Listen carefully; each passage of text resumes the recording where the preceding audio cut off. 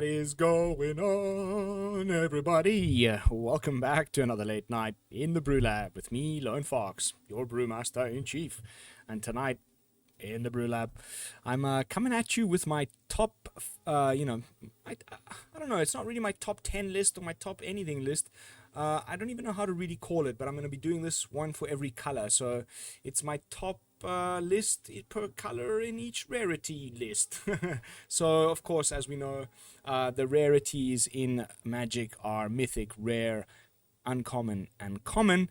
So I will be doing my favorite card in each color in each rarity. So we're gonna of course start off as the WUBURG acronym would invite us to do, with the color white.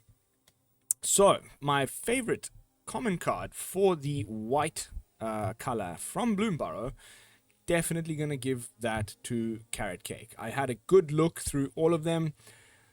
I think this just does a lot of things for what white and probably, you know, the Selesnya kind of rabbits deck is going to be trying to do. It's immediately putting 2 pieces of cardboard onto the battlefield for 2 mana. 2 mana, you're going to get a food token, essentially, but that when it enters the battlefield, you get also a little 1/1 white rabbit creature token, and you get to scry 1.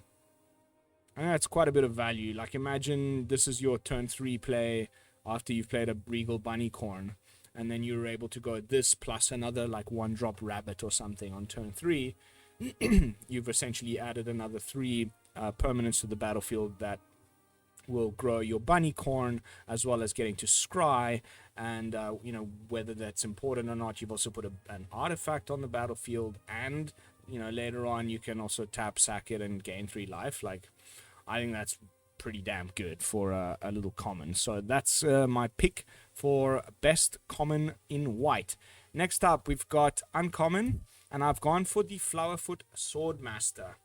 The quality of the 1-drops in this set, thank goodness, they really just knocked it out of the park. We needed it, especially after rotation, especially if any of these tribal or color pairings, you know, mice or whatever from Bloomburrow are going to be any good. We're going to need some strong 1-drops, and even at uncommon, there's been some spectacular ones, and I think Flowerfoot Swordmaster is going to be immediately a 4 of in my up-and-coming Boros Mice deck.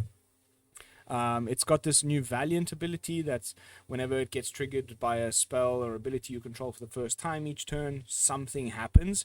In the case of the Flowerfoot Swordmaster, it gives all of your other mice,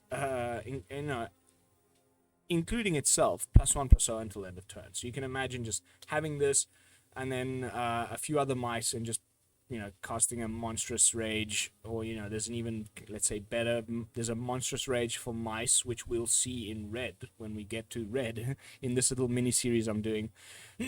That'll just be such a gigantic buff to the entire squad. And then the fact that it's also got this really cute new ability Offspring on it as well. So if you top deck it later in the game when you have 3-4 mana available, then you also get to make another little one of these. That's a 1/1 copy. So then whenever you do the Valiant, it'll be happening double, and you'll be getting +2/+1 for each mouse. Nice. So definitely was easy to pick the uncommon favorite for myself. What I want to point out going forwards with this little mini series is that in some case they're the card that I legitimately think is the strongest and most playable and will definitely see standard play kind of card from that color, and other times where I was given the choice between either that card or just the one that I actually just prefer from like a personal, like, Lone Fox loves this type of card, then often I skewed my choice for the one that I love more than the one that's actually probably going to be the strongest one.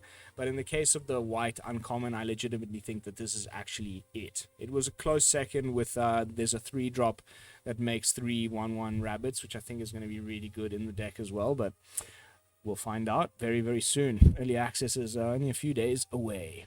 And then, in the white color, my pick for the best rare went to the Essence Channeler. And here again, I had some serious problems. Of course, rare is probably going to be the color in which I have the most problems doing this with, because it's usually where most of the meat and potatoes of a set, the strongest cards, are all in the rares, and there's always more rares than there are mythics. So it was very difficult. And this is actually one of the more recent ones that was just spoiled recently.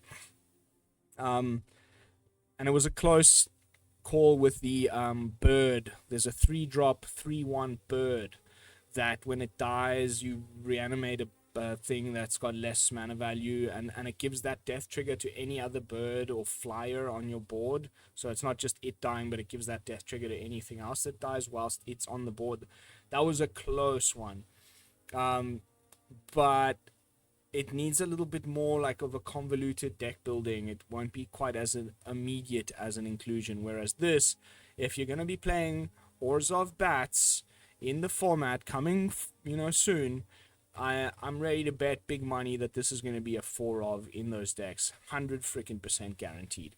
Just when we lost Voice of the Blessed as a good payoff for these life gain decks, now they're proposing, or they're like showing us that the future of like Orzhov life gain deck is more going to be a sort of gain and drain, where a lot of these cards from the new set only trigger or work or do things if you've both gained and drained that turn. Here's a perfect example of that, and it's just so good because we're going to have, the shock lands where we can pay with the white with a pain land to lose life. And then just like there's so many ways to gain life, some of them even in this set that are really good, which means that probably 90% of the time on turn 3 you're going to be swinging in the air with this Essence Channeler as a 3/2 flying with vigilance. And if that wasn't good enough, it's also doing a Quirion Beastcaller type of a thing, where when it dies, any +1/+1 counters that you were able to accumulate on it will end up on another creature you control. So that, I think this is just a really, really strong card. I think it's going to definitely see play. If Orzhov Bats is to be a thing in the meta, this will be a 4 of, mark my word. Which brings us to my choice for Mythic. And the Mythics are easier to do in this set, and I, for one, I'm quite happy. There's let's say, comparatively a little less Mythics than we might be used to in other sets. And coming fresh off of the big score little extra set that was the expansion set of Thunder Junction, that was all Mythics, we all feel that drain on our wild cards. So I was quite happy there weren't as many Mythics to choose from. It not only made my job picking which one I liked the most in that Rarity easier, because there's just less choices, but it also just means that later down the line our poor wild cards won't get as pummeled as they were with big score. So I think it's quite easy as far as white is concerned. Season of the Burrow, this is a cycle. We got one in every color, and as far as I can tell, the white one is going to be one of the best ones. I don't know. It reminds me of the Virtues, at first glance, like the green Virtue seemed to be the worst one, but then it ended up just making that entire like World Souls Rage Teamer deck viable. But it was very narrow application. But then like the white and the black ones probably ended up seeing the most play of the Virtues. Whenever we have a cycle, it seems like the white and the black tend to be like pretty the best ones. And that can be said again of these seasons. This is the cheapest one at 5 mana. And all the modes are just great for the deck in which you want to be playing it in. These mice, rabbits, go wide shenanigans that they're, signposting us with the set. This you can just pay 5 and make 5 rabbits. Boom. Well, if that's what you want to be doing. There's a signpost uncommon in Selesnya that it's like, we've had so many cards like it in the past. Its power and toughness are each equal to the number of creatures you have.